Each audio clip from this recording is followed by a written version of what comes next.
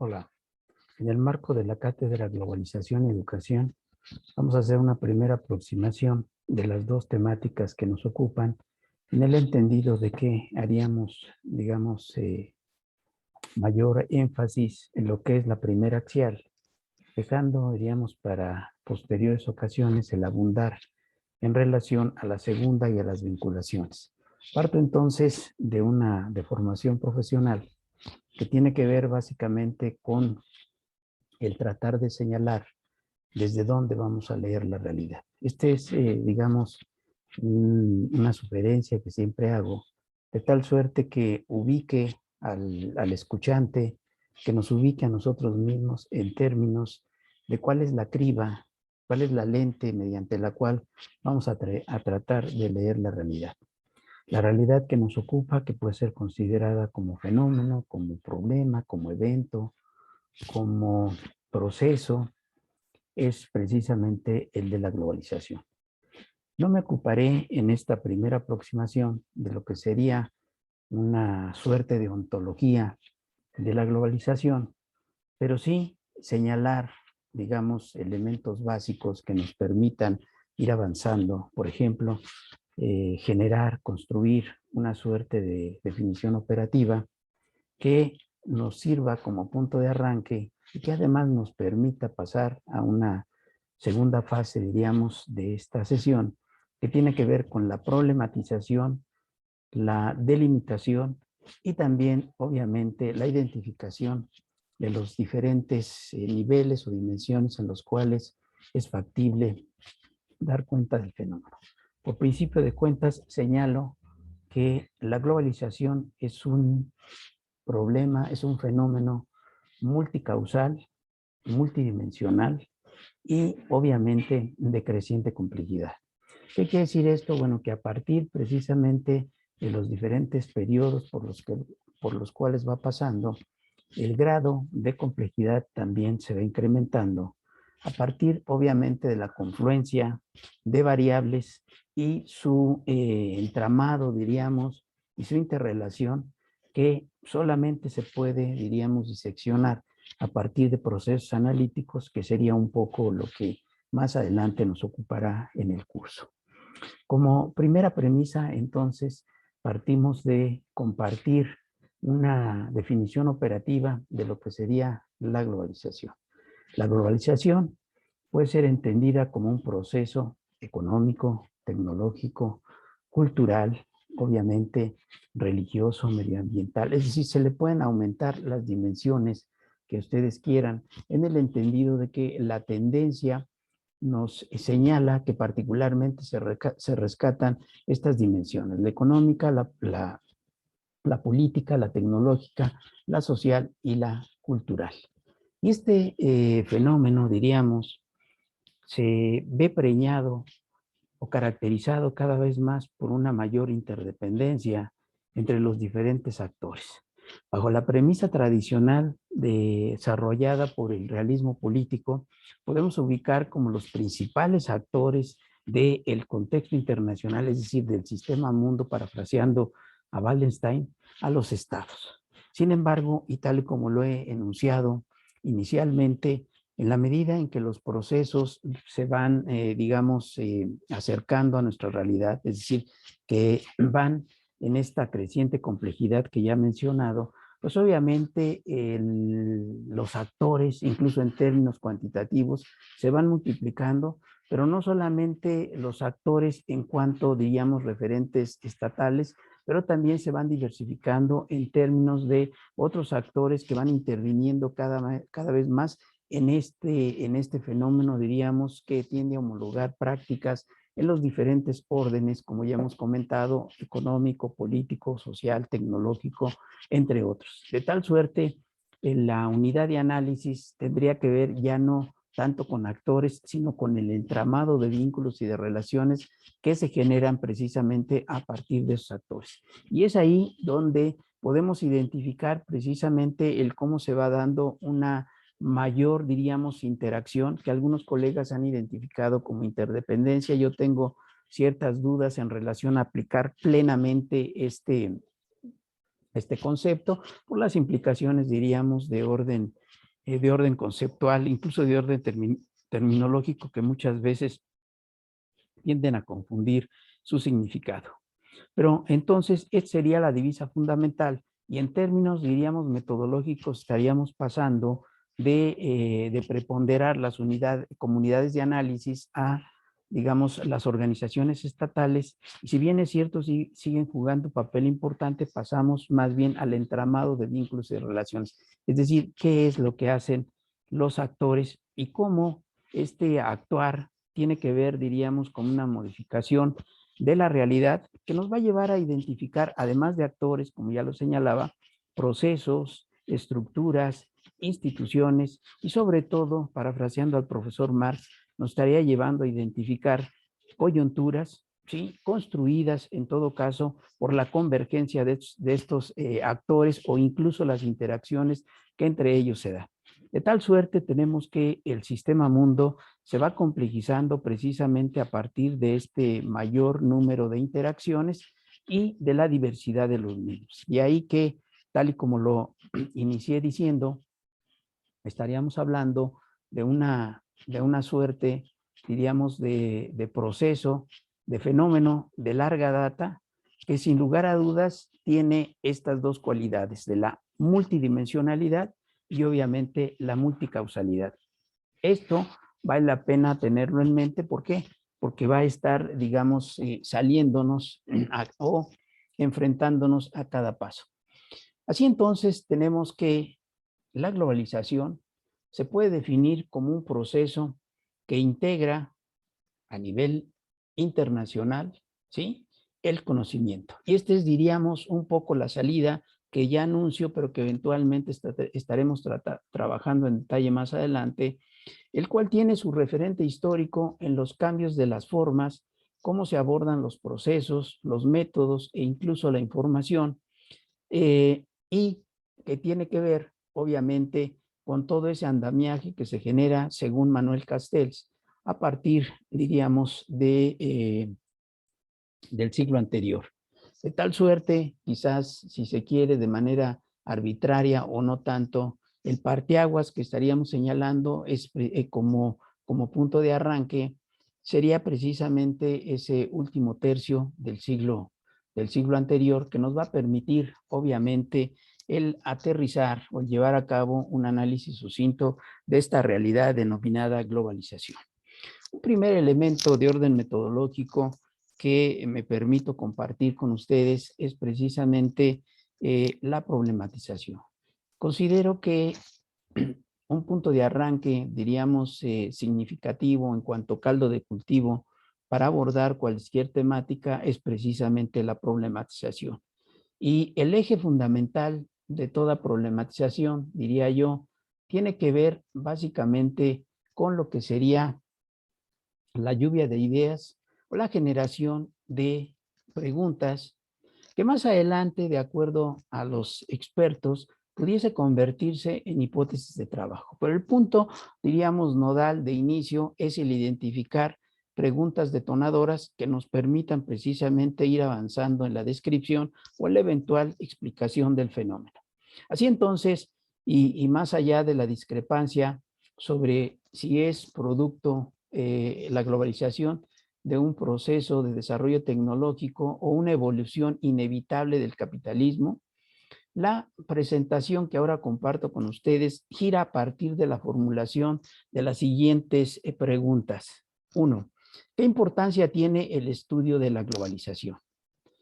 ¿Qué aportes importantes ha producido o qué aportes simplemente ha generado a la comunidad científica e incluso al demos en general en torno precisamente a la decodificación del fenómeno?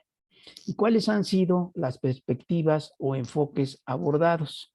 Este es un elemento que me resulta relevante, este último. ¿Por qué? Porque tal y como lo comenté al inicio, por lo menos desde mi deformación o una de las deformaciones intelectivas, es imperativo identificar, ¿verdad?, las posibles cribas de decodificación de la realidad, de tal suerte que cuando nos aproximemos a la explicación de esta, pues evidentemente capacidad, en todo caso, el ropaje explicativo esté remitido necesariamente a algún enfoque, ¿sí? Algún paradigma, alguna teoría, y no sean simplemente aproximaciones sentiduales, como he de adelantar, ocurre frecuentemente en el ámbito, diríamos, de las ciencias sociales y particularmente en torno al tratamiento de este tipo de temas.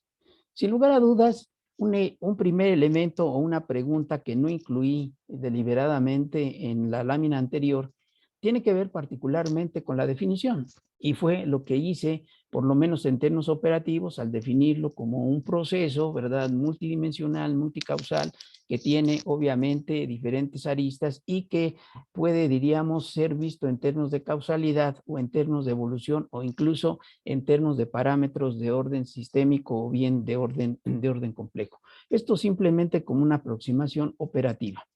Remitiéndonos al primer elemento que conviene rescatar, es decir, ¿cuál es el caldo de cultivo en el cual podemos rastrear las raíces o la génesis del fenómeno?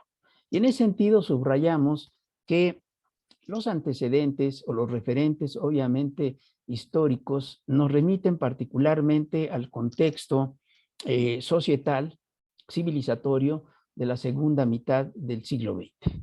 Sin embargo, conviene señalar que existe una amplia bibliografía que hace alusión, ¿verdad?, a que la etapa embrionaria del fenómeno que nos ocupa tiene, diríamos, como marco, diríamos, de emergencia, los inicios del comercio y los medios de pago internacionales abordados incluso antes de nuestra era por las sociedades griegas, pasando obviamente por la época medieval, el renacentismo, hasta llegar, digamos, a rescatar ese fundamento de orden economicista amparado en el mercantilismo. Noten ustedes cómo el referente obligado, por lo menos en la literatura, y particularmente en esos enfoques de carácter economicista, regularmente nos remiten a el estudio o al contexto histórico en el cual surge el capitalismo. Y en ese sentido me viene a la mente parte del legado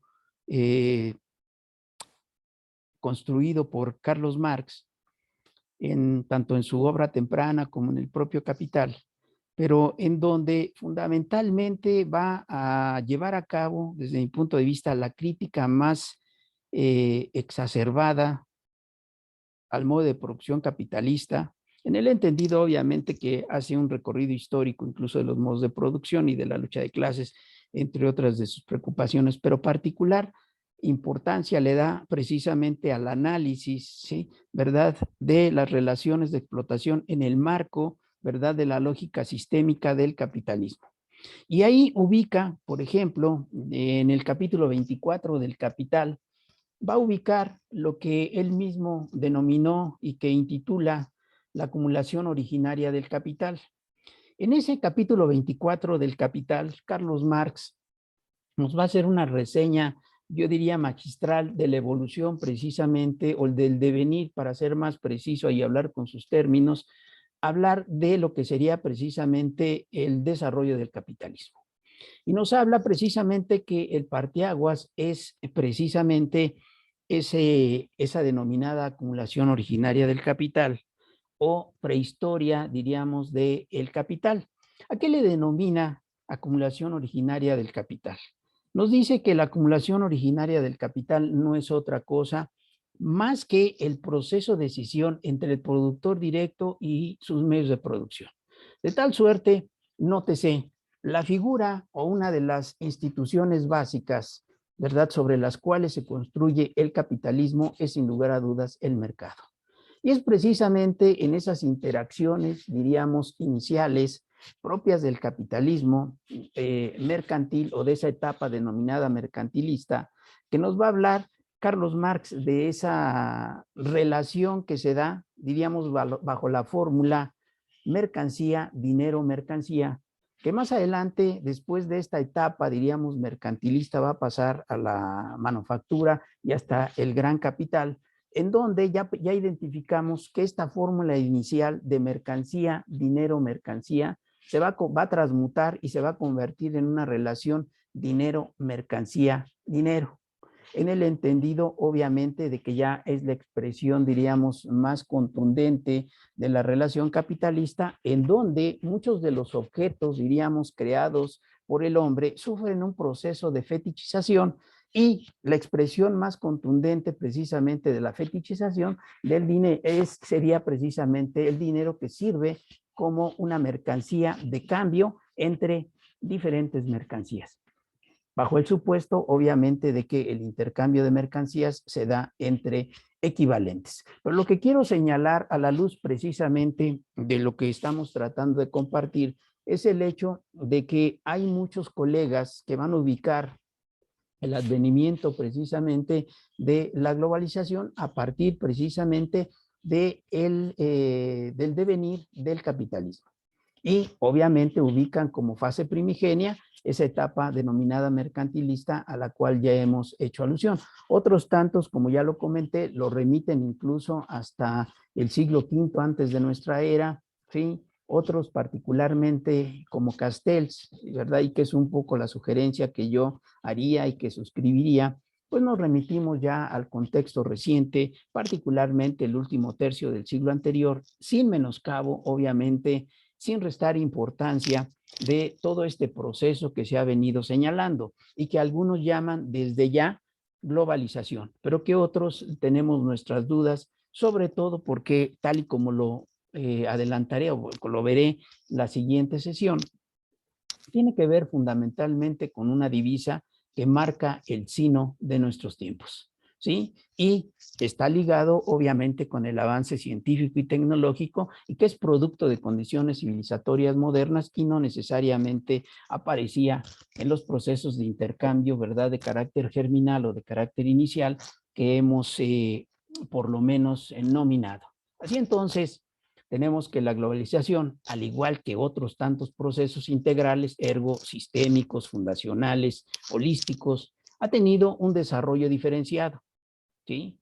Todo ello de acuerdo a ciertos factores, como cuáles: el área de influencia, la posición económica, sí, la posición política y obviamente incluso hasta condiciones, diríamos, geográficas de cada uno de los estados.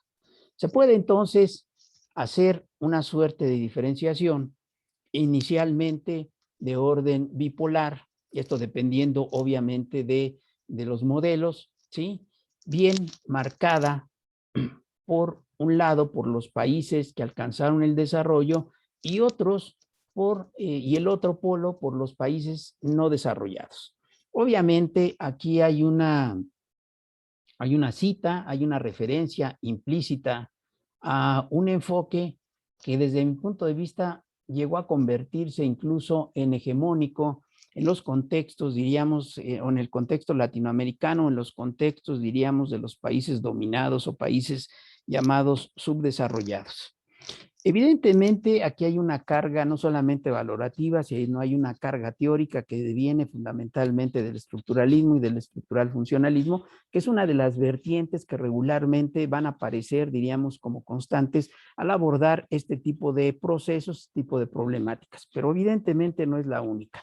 La otra, diríamos, o lo que presenta como alternativa el enfoque de enfrente tiene que ver precisamente con esa recuperación de todo el andamiaje marxista que va a abordar precisamente la realidad, diríamos, del mundo moderno, fundamentalmente a partir de la teoría de la dependencia.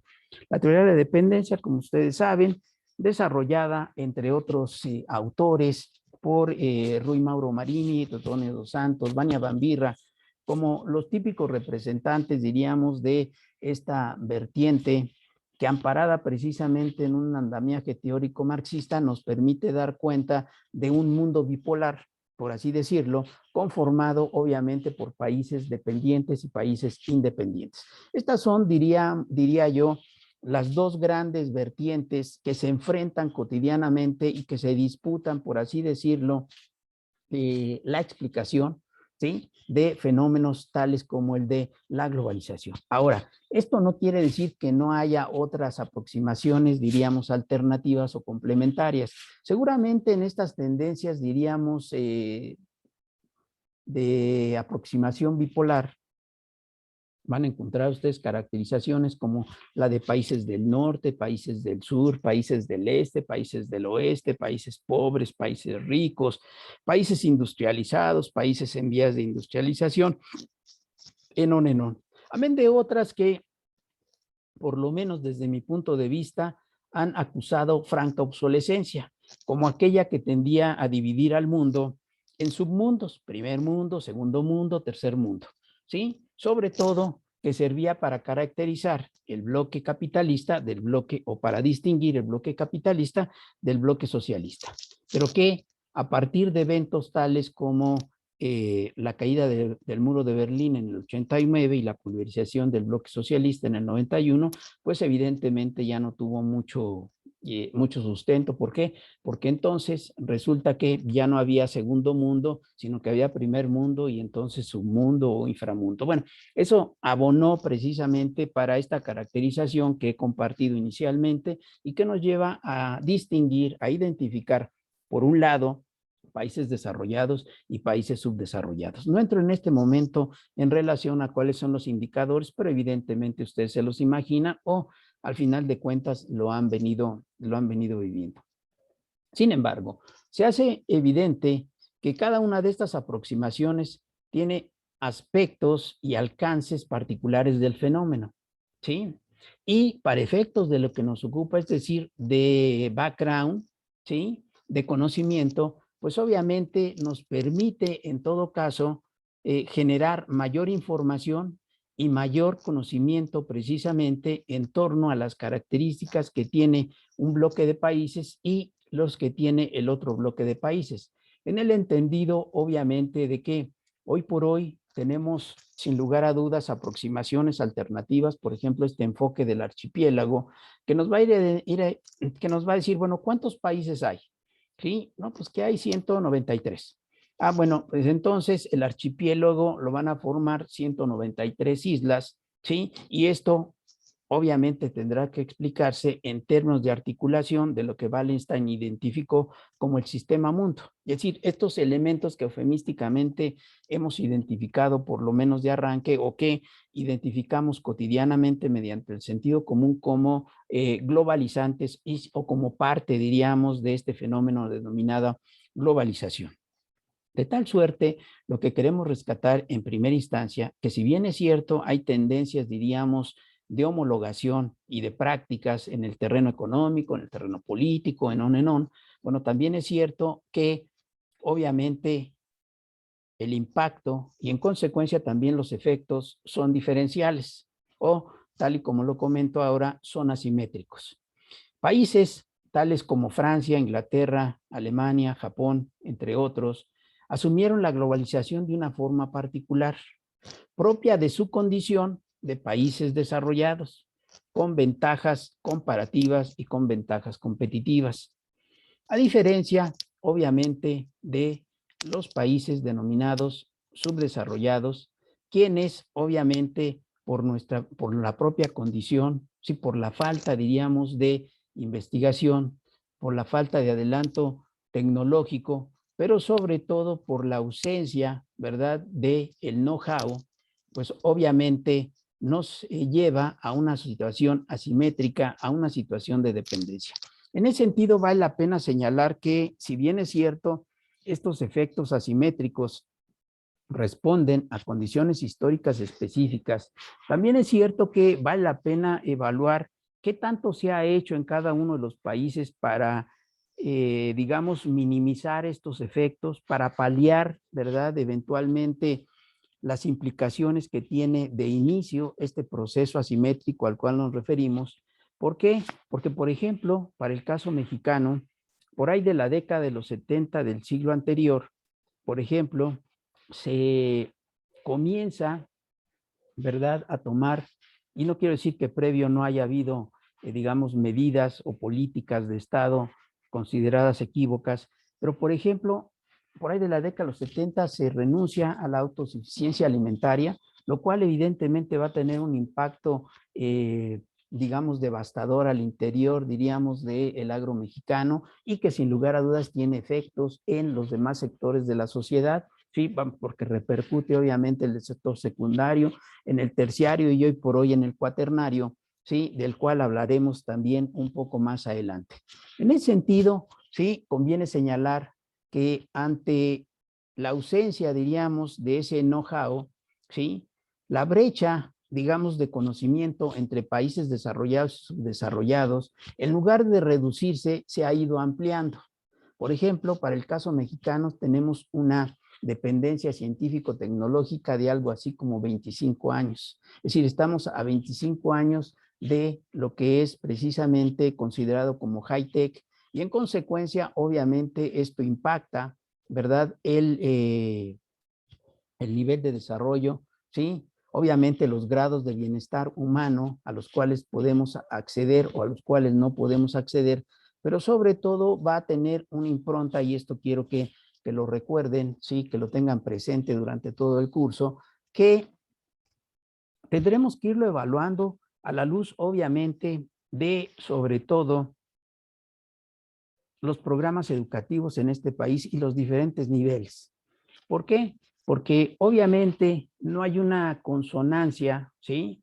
En términos de las políticas educativas que se han seguido, y pongo como parteaguas 1970 hasta la fecha, independientemente de la primera alternancia, la segunda alternancia, o en el 18 la tercera alternancia, que obviamente hay quien diría que no ha podido lidiar en mayor medida para hacer, diríamos, más pequeña esta brecha de dependencia científico y tecnológica, pero no podemos decirlo, ¿verdad?, que ha sido producto de la pandemia, por ejemplo, u otra serie de variables asimétricas que ha tenido que enfrentar el actual gobierno, pero sí podemos señalar cuál ha sido su actitud o sus políticas en relación, por ejemplo, al apoyo a las universidades, el apoyo a la investigación científica y tecnológica, el apoyo a los fideicomisos vinculados precisamente con proyectos de investigación y demás. Y entonces vamos a encontrar senda disonancia precisamente en términos de lo que necesitamos y lo que se está haciendo.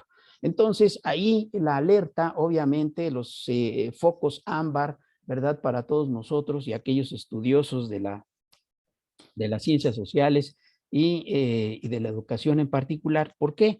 Porque es necesario, ¿verdad?, incorporar en los diferentes programas, en las mallas curriculares, ¿sí?, elementos que nos permitan eventualmente, ya no digamos solo dar respuesta a los imperativos, sino tratar de reducir, ¿verdad?, estas dimensiones asimétricas que sin lugar a dudas lo único que hacen, de acuerdo al planteamiento de Marini, es reproducir precisamente las condiciones de dependencia. Y un elemento que particular importancia tiene en este proceso de reproducción de la dependencia tiene que ver precisamente con la emergencia de lo que conocemos coloquialmente como monopolios.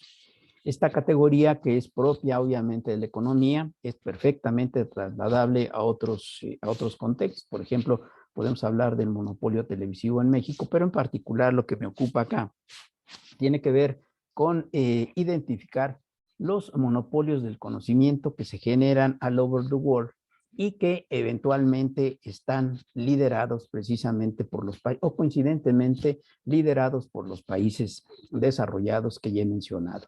Y que sin lugar a dudas, bueno, juegan un papel preponderante en el contexto internacional y reproducen sus condiciones desventajosas. Estos monopolios, vale la pena señalar, están patrocinados y protegidos por el Estado y han significado el cobro de grandes sumas de dinero por su uso. Este costo del know-how es pagado por quienes usamos o consumimos los productos derivados de las marcas, patentes y demás conocimientos amparados por la ley de propiedad o por las leyes de propiedad intelectual en los contextos locales e internacionales.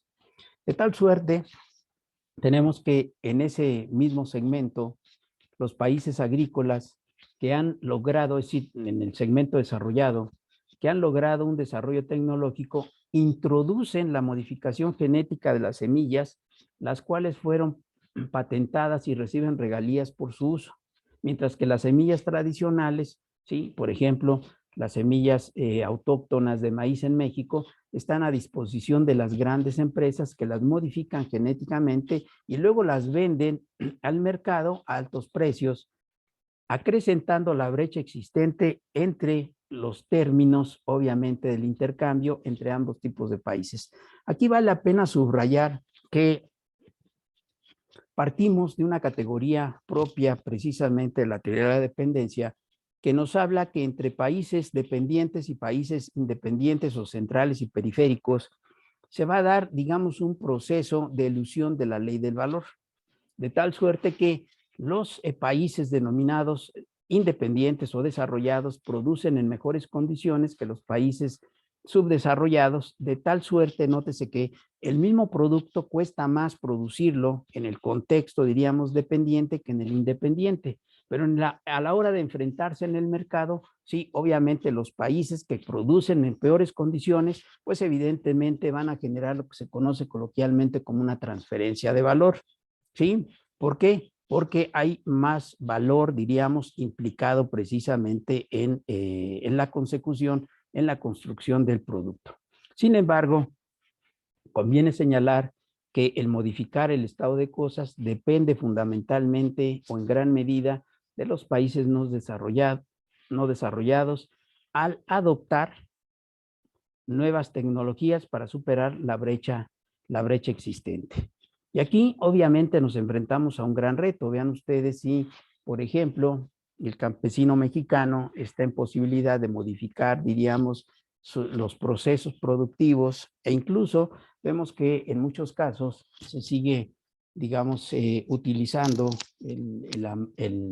la yunta y el arado tradicional, que sin lugar a dudas en términos de tecnología, pues nada tiene que hacer con el tractor, las cortadoras, en fin, que se utilizan, por ejemplo, allende la frontera. Entonces, este es un elemento que me parece relevante, amén de que, como ya lo comentábamos, resulta que ciertos gobiernos denominados, pues sobre todo neoliberales, ¿sí? Aunque más adelante en el curso también dedicaremos una sesión específica a abordar el neoliberalismo y el impacto que tiene como política económica de Estado en la reorientación, por ejemplo, de la política educativa en este marco, diríamos, de la globalización que hemos venido señalando y en donde se reproducen estas condiciones asimétricas, en donde los países que inicialmente se insertan a partir del proceso de la esfera de la producción en el contexto internacional juegan con ventajas comparativas en relación a los que lo hicimos, digamos, a partir de la esfera de la circulación y en algunos casos, obviamente, con una simetría de 100 o 200 años. Esto parecería pecata minuta, pero evidentemente tiene que ver con incluso el tipo de productos que se genera en un contexto, en otro contexto y en consecuencia qué es lo que comercializamos y cómo lo comercializamos. Amén de el factor que ya comenté de presencia o ausencia de tecnología, que también es relevante, pero que estaría, digamos, cifrada a partir de otra problemática. En ese sentido, vale la pena rescatar cómo hay, digamos, efectos y esfuerzos también diferenciados que nos llevan a identificar o necesariamente explorar cuáles han sido las alternativas que otros países han seguido a la sazón, diría yo, de este proceso que parecería, diríamos, como una suerte de tonali que es imposible modificar, pero que sin embargo nos permite identificar en todo caso estrategias alternativas o complementarias que son capitalizadas de diferente manera por los países. Y en ese sentido resulta obligada la referencia a China. China es un país con más de 1.398 millones de habitantes. Es identificado bajo esta premisa, bajo este dato, como el país más poblado y, y con la mano de obra más barata del mundo. Amén de, obvia señalarlo, una de las más contaminantes o la más contaminante. ¿Sí? No quiero entrar en detalles si le debemos también el COVID-19 o no, pero bueno, más allá de eso, tenemos que, producto de esas particularidades, todos los países concurren a China para obtener beneficios de esa ventaja absoluta en el costo de la mano de obra. Así entonces tenemos que tanto países desarrollados como países en vía de desarrollo, ¿sí?, acuden a tocar la puerta de China, ¿sí?, como una maquila de bajo costo. Amén de que conviene señalar el país en cuestión, pues sin lugar a dudas va a implementar mecanismos de orden productivo que le permite precisamente competir ventajosamente en el contexto internacional y que le permite a ese país inundar de productos cualesquier mercado, incluso el de cualesquier país desarrollado, como podría ser el norteamericano, y ya ven ustedes qué tanto se quejó Donald Trump en términos obviamente de esas asimetrías que existían, ¿sí?, o que han existido entre, digamos, China y Estados Unidos en cuanto a balanza comercial. Lo mismo podríamos decir en el caso mexicano, aunque evidentemente la proporción no es tan escandalosa en términos de lo que comercializamos con ellos. Recuerden ustedes que no obstante que México es el país que más acuerdos comerciales tiene en el mundo, pues arriba del 70% de nuestra interacción comercial sigue estando con nuestro vecino del norte. Pero dicho esto, permítaseme replantear parte de la problematización. Les recuerdo que todavía estoy ahí en torno precisamente al alcance del término y a sus implicaciones. En ese sentido, conviene señalar que existen diferentes términos o aproximaciones para dar cuenta de este proceso, diríamos, de homologación o de generalización, de adopción de prácticas de orden económico, político, religioso, en on. Y dos que se enfrentan particularmente, diríamos, de manera frontal, son las que devienen de una aproximación, digamos, estructuralista, y la otra que deviene fundamentalmente de la aproximación marxista, o una que deviene, para ser más precisos, del término globalización, y el otro que viene del de mundialización. De aquí la pregunta obligada.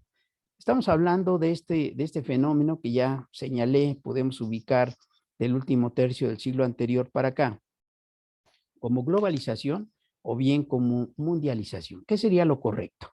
Y obviamente, sin entrar en una suerte de discusión epistemológica, diríamos que el concepto, diríamos, de mundialización, sin lugar a dudas, tiene una fuerza explicativa mayor que el de globalización. Sin embargo, es obviamente menos conocido que el de globalización. El de globalización se difunde, ¿verdad? Se comparte, prolifera particularmente a partir de la imagen, es decir, de tratar de explicar o de describir al mundo como si fuera un globo. Y a partir de ahí, precisamente decir, bueno, pues es que todo se globaliza, es decir, que todo se puede ver como parte de un globo. Incluso, obviamente, la propia Tierra, de ahí que se hable del globo terráqueo, y que analógicamente se identifiquen cada una de las dimensiones que señalé al principio como una esfera, ¿sí?, o como un subsistema de ese sistema mundo. La dimensión económica, la dimensión política, la dimensión religiosa, la dimensión tecnológica, en on. Es decir, todas aquellas que sean, digamos, necesarias o imperativas para efectos de análisis. ¿Por qué? Porque evidentemente el politólogo va a decir, bueno, pues me voy a centrar precisamente en esa dimensión política, el economista en la dimensión económica, y obviamente los estudiosos de la sociología dirían, bueno, pues nos vamos a remitir particularmente a lo que sería eh, la dimensión social o el mundo social. En el caso de la educación, los estudiosos de la educación dirían, bueno, nos vamos a remitir estrictamente a la dimensión educativa o en su defecto, ¿verdad?, a el mundo educativo.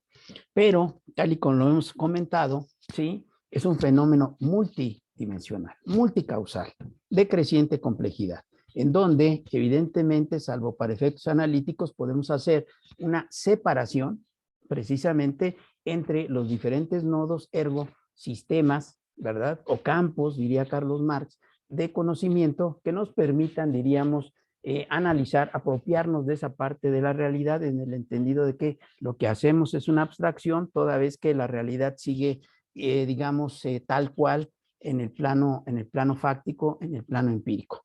Pero reitero, la discusión básica tiene que ver precisamente con esta aproximación de dilucidar, de preguntarnos, ¿es globalización o es mundialización?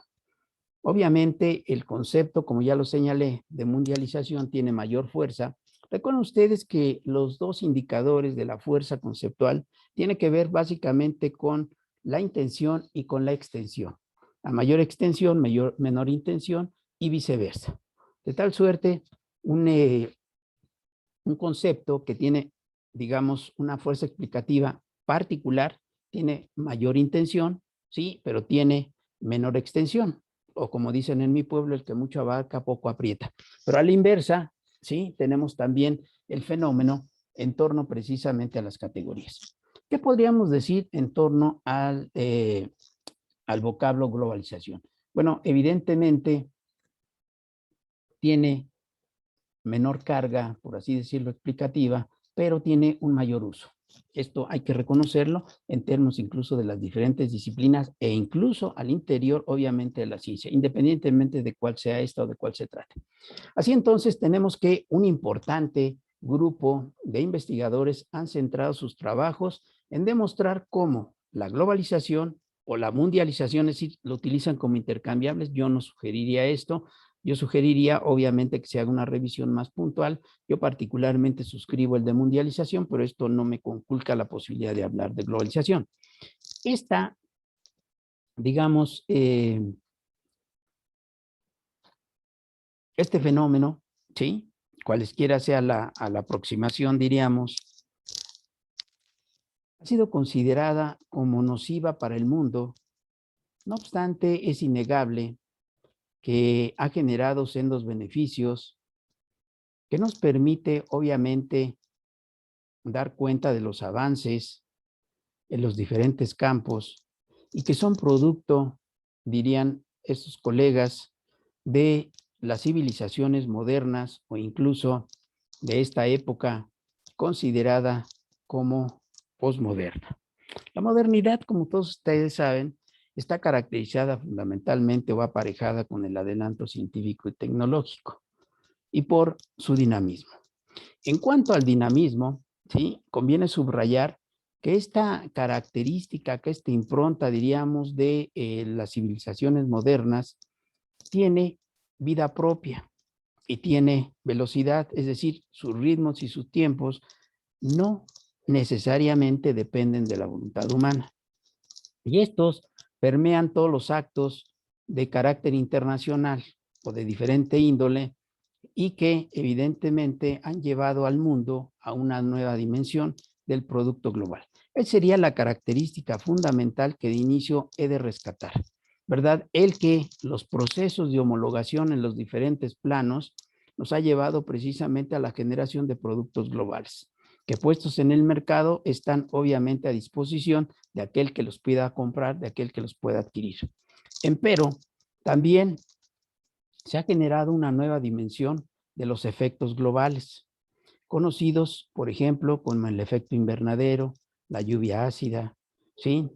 La extinción de la flora y la fauna, las crisis económicas, obviamente, o como o los fenómenos específicos que denotan situaciones de quiebre en determinados países, como ha sido el caso del efecto tango en su momento en Argentina, el efecto tequila en México, hacia allá de la transición de gobierno entre Carlos Salinas de Gortari y Ernesto Zedillo Ponce de León, el efecto Zamba para dar cuenta de la crisis brasileña, el efecto vodka, obviamente, para la crisis para allá del gobierno de Gorbachev, en fin, y otro tipo de eventos como puede ser el 9/11 en Estados Unidos, que sin lugar a dudas marca, digamos, un derrotero cualitativamente diferente en el marco, obviamente, de las relaciones internacionales. ¿Por qué?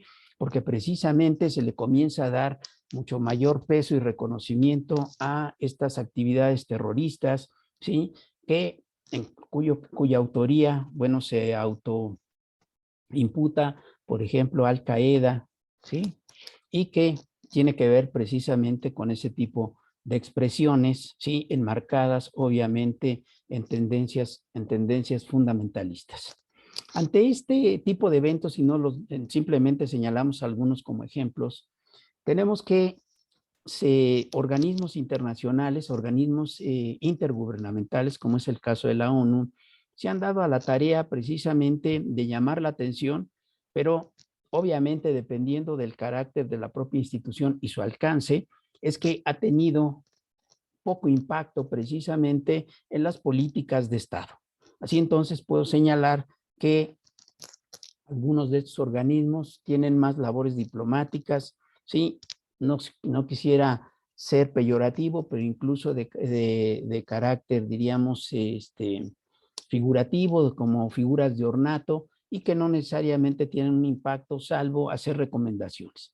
Por ejemplo, tenemos que en estas reuniones, digamos, periódicas que tienen este tipo de organismos, se establecía, por ejemplo, metas, ¿verdad?, que van encaminadas a abatir la pobreza, a abatir la inseguridad, a abatir el cambio climático, en fin, se establece toda una agenda y hay reuniones periódicas, particularmente podemos señalar que cada 3 años hay esfuerzos significativos o avances en relación a ello, teniendo, por ejemplo, como eje las más cercanas, y aquí habría que evaluar también particularmente los efectos de la del 18, que no necesariamente, digamos, ha vivido condiciones normales, particularmente por este evento, diríamos, pandémico y los efectos que ha producido, sobre todo ya de 18 meses para atrás.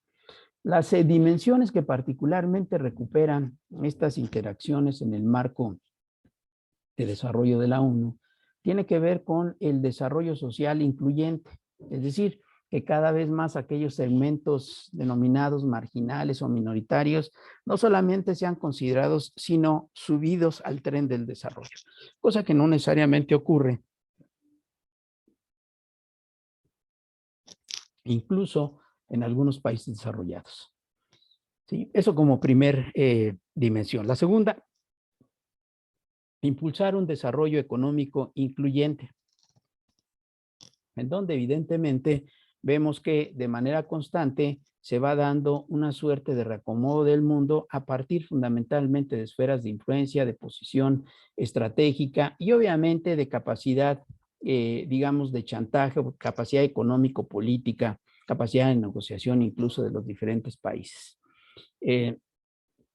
Amén de hablar de ventajas comparativas, ventajas competitivas.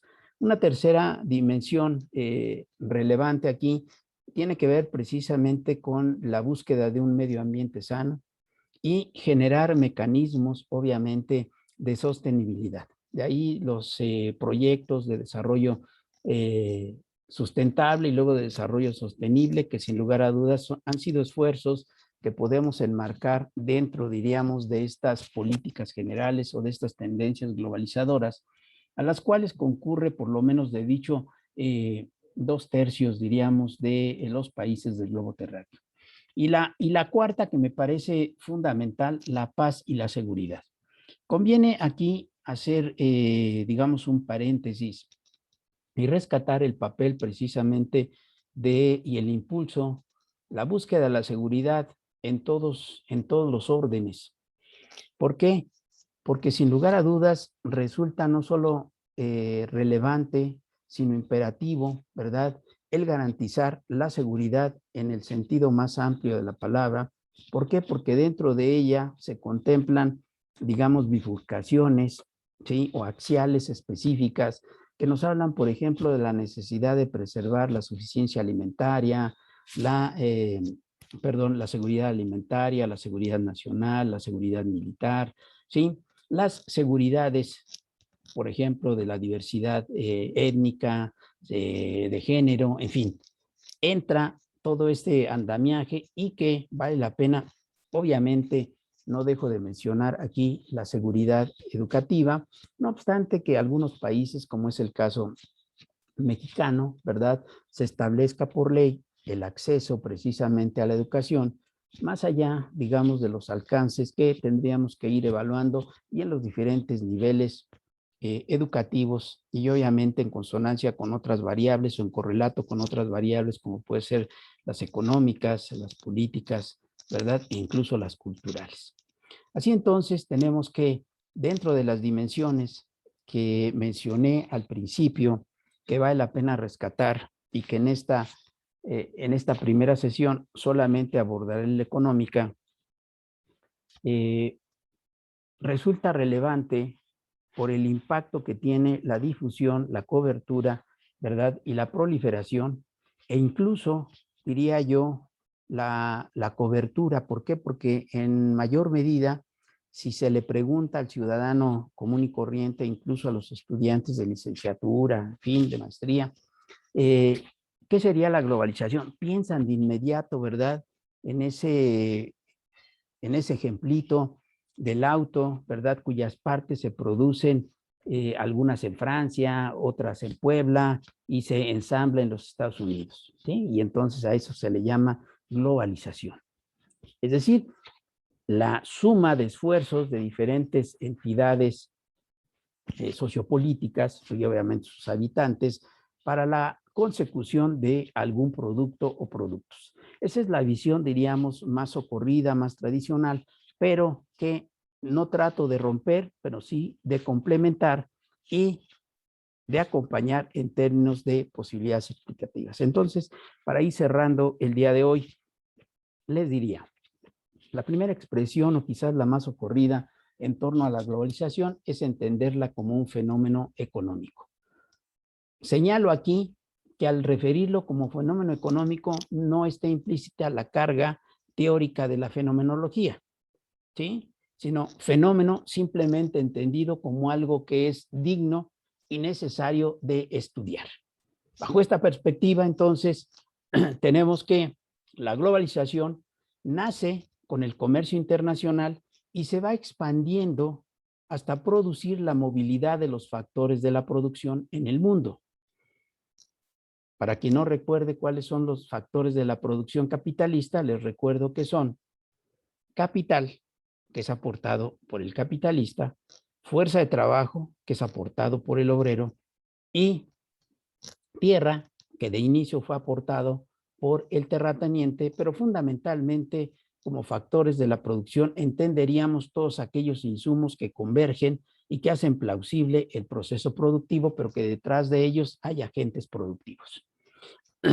Entonces, se va a expandir y se va obviamente a complejizar esta interacción y esta distribución de los factores de la producción en el mundo, redimensionando la distribución geopolítica de los factores de producción en el mundo.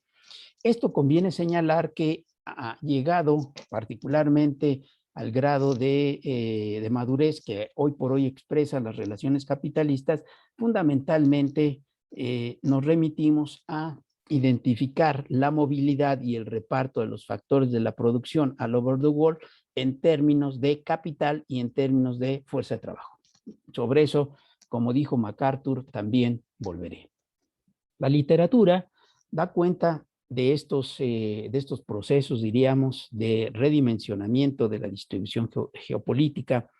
Sin embargo, conviene señalar, existen estudios que han marcado la diferencia por su contribución, ya sea por el enfoque o bien por lo novedoso del abordaje, ¿sí?, de este tipo de fenómenos, de este tipo de problemáticas. Para remontarnos entonces al inicio de la globalización como fenómeno económico, nótese, segunda mitad del siglo XX, la revisión documental nos lleva básicamente a 4 paradigmas. Uno, el abordaje como un fenómeno cíclico que lleva a cabo el sociólogo norteamericano James Petras en 1999, el de la sociedad postcapitalista, que ahí, bueno, lo vamos a matizar en un momento, ¿sí?, que desarrolla Peter Drucker, hacia 1994, el de la Sociedad América, expuesta por Omae y Kenichi, y finalmente los principios de la escuela austríaca de Zanotti. Con esto, ¿qué les quiero decir? Nada más de lo que sería precisamente la aproximación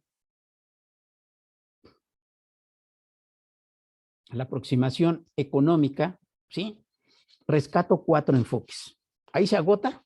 ¿Son los mejores? No. ¿Se agota? Tampoco. ¿Sí? ¿Nos puede servir como guía? Sí. Y por eso es que lo compartimos. Ian Petras, sociólogo norteamericano, señala que la globalización ha existido desde el siglo XV, es decir, con el advenimiento del Renacimiento y desde la historia misma, desde la génesis del capitalismo. Pensar entonces en la revolución tecnológica como punto de inicio es erróneo, según Petras, es un grave error. Pensar que la globalización es inevitable y que sea la última fase del capitalismo, pues también es un misunderstanding. El autor considera que la globalización es un fenómeno cíclico, ¿sí? Y que se altera con periodos de desarrollo nacional vinculadas a instituciones económicas internacionales, lo cual conduce al desmantelamiento del estado de bienestar. Bueno, el hecho de que hayamos partido, como decía yo, si se quiere, hasta arbitrariamente, de finales del siglo anterior, pues, o como se mencionaba en parte del discurso previo, a partir de la mitad del siglo anterior, tiene que ver precisamente con ese desmantelamiento del estado de bienestar o welfare state. Más adelante recuperaré lo que serían precisamente las políticas económicas de Estado, ¿sí? Precisamente para que se identifique con cierta dosis, diríamos, de certeza, cómo se vincula particularmente con este proceso de globalización y cuál es el papel, en todo caso, que está encaminado a cumplir el Estado o los estados nacionales. En paralelo a este enfoque o como alternativa, Peter Drucker predijo la sociedad del conocimiento. Ustedes, como estudiosos de esta área en particular, seguramente pondrán el acento en este desarrollo de la sociedad del conocimiento. Sin embargo, vale la pena señalar que esta sociedad del conocimiento sí tiene un carácter típico, procesual, de tal suerte se puede identificar, como el propio Drucker lo señala, como una etapa posterior al capitalismo. Esta es esta interpretación postcapitalista. Igualmente expuso su tesis a través de varios ejes estructurales. El primero de ellos corresponde a la transformación de la sociedad en la cual el conocimiento, nótese, va precisamente a incidir directamente o a determinar el liderazgo, dando lugar a innovaciones, producto no del lujo económico, sino del flujo de ideas. Flujo de ideas aplicado, obviamente, a la transformación de la realidad y basado en la inventiva, ¿sí? Destacando sobre todo la diferencia entre revolución industrial y revolución del conocimiento. Este paradigma, sin lugar a dudas, nos lleva a subrayar la noción de revolución y el peso específico que tiene o que puede tener las diferentes revoluciones, y en este caso la científica, a diferencia de la tecnológica, que si bien es cierto existen vasos comunicantes entre ellos, también es cierto que no las podemos equiparar o bien subsumir.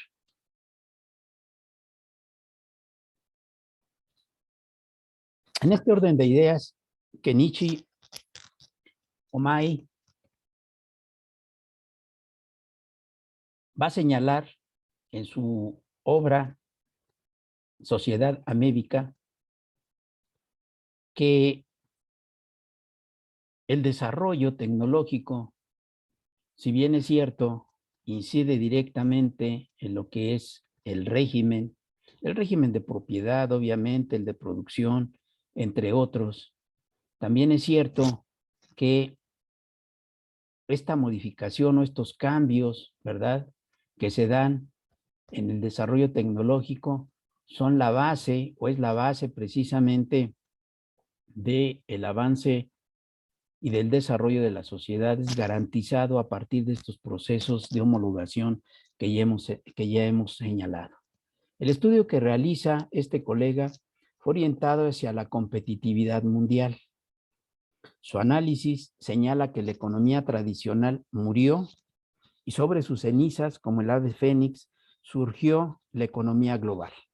Entonces, el antecedente de la economía global es precisamente la economía tradicional. ¿Qué es lo que estaría señalando en esencia? La transformación, diríamos, de una producción extensiva y el paso, la transición hacia una producción intensiva, de una extensiva, perdón, a una intensiva, de tal suerte que se capitalicen todos los recursos con los cuales se cuente y se potencie en términos de impacto y en términos, obviamente, de problem solution e incluso en términos de producción de commodities. Esto, obviamente, en general. Entonces, señala que esta sería la base, la cual, por cierto, tendrá que ser complementada por algo que seguramente ustedes conocen, dado que esta es una línea de investigación en la universidad que, vamos, sirve como fundamento, como eje, diríamos, del desarrollo, profesional, tanto de los estudiantes de licenciatura como de los estudiantes de grado, pero sobre todo estos, que tiene que ver precisamente con el desarrollo de la teoría de la complejidad. Inicialmente desbrozada por Morán, quien, sociólogo francés, quien al final del camino, ¿sí? Va a coincidir en términos del planteamiento de Kenichi, en el sentido, ¿verdad?, de que la teoría de la complejidad es capaz, diríamos, de sustentar, de explicar que el equilibrio clásico es un elemento de atracción en el cual confluyen importantes eventos y sobre el cual, evidentemente, debemos fincar el análisis. En cuanto a las variables sociohistóricas, tenemos entonces que los eventos ocurridos en el otoño del 89 y el verano del 91 han sido referenciados como el fin del comunismo y el triunfo del capitalismo. Afirmación, desde mi punto de vista, bastante endeble, cuya evolución, es decir, sería el marco, ¿verdad? Ese punto de quiebre sería el marco de emergencia de la globalización. Estamos hablando 1989-1991. Nótese cómo cada vez más, o dependiendo del enfoque, sí, la delimitación espacio-temporal no necesariamente converge, aunque hay elementos que sin lugar a dudas no podemos, soslayar y que están presentes en uno y en otro enfoque. Entonces, sería o podría perfectamente ser considerado como punto de partida. Sin embargo, siendo el fenómeno de carácter político, económico y cultural, sin que ahí se agote, no se puede pensar en el fin del sistema político, económico o cultural opuesto al capitalismo, toda vez que el comunismo propuesto por Marx nunca se llevó a cabo.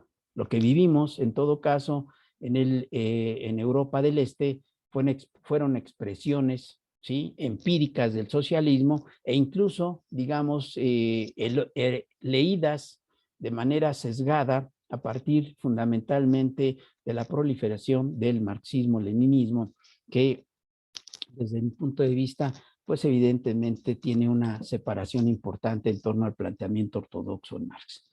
El último enfoque, para ir cerrando el día de hoy, tiene que ver con la aproximación y la construcción que hace Ludwig von Mises, representante de la escuela austríaca, quien define la ciencia económica como una teoría de la acción. Por lo tanto, ya ustedes se pueden imaginar que la globalización no es producto más que de la acción económica. Evidentemente, contraria al concepto tradicional de economía, como la capacidad de administrar recursos escasos para satisfacer necesidades ilimitadas.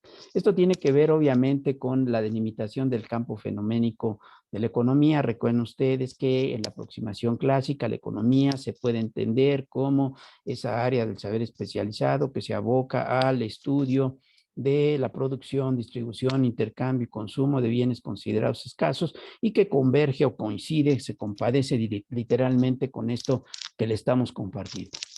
Este colega austriaco plantea la tesis de la imposibilidad de la planeación central de una economía. Al no existir propiedad privada ni los precios de los factores de la producción, por lo cual este tipo de economía centralizada estaba destinada al fracaso. Y de alguna manera, bueno, se compadece precisamente con aquello que se llevó a cabo en el contexto ya específicamente empírico de las sociedades que conformaron el bloque socialista y que, como lo comentamos, tuvieron su cisma en 1991. Finalmente, von Hayek señala que el conocimiento de una economía no está en una mente central, por lo cual no es posible que una economía centralizada produzca eficientemente. Con la caída del muro de Berlín, 1989, parecía que el sistema de planificación central había desaparecido. Sin embargo, ahora se encuentran vestigios de él. Según Hayek, señala que la globalización no es un proceso planificado por alguna mente individual, sino que constituye una natural evolución, así como inicio, como un intercambio para luego evolucionar en un comercio y posteriormente llegar a la globalización. Y con esto cerraríamos la primera aproximación, que reitero, se circunscribe a la luz de la dimensión económica en el entendido de que solamente es una entre otras posibles que nos permiten o que nos permitirán dar cuenta cabal de lo que en suma entenderemos en adelante como la globalización y en consecuencia tendremos más elementos de orden explicativo. Gracias.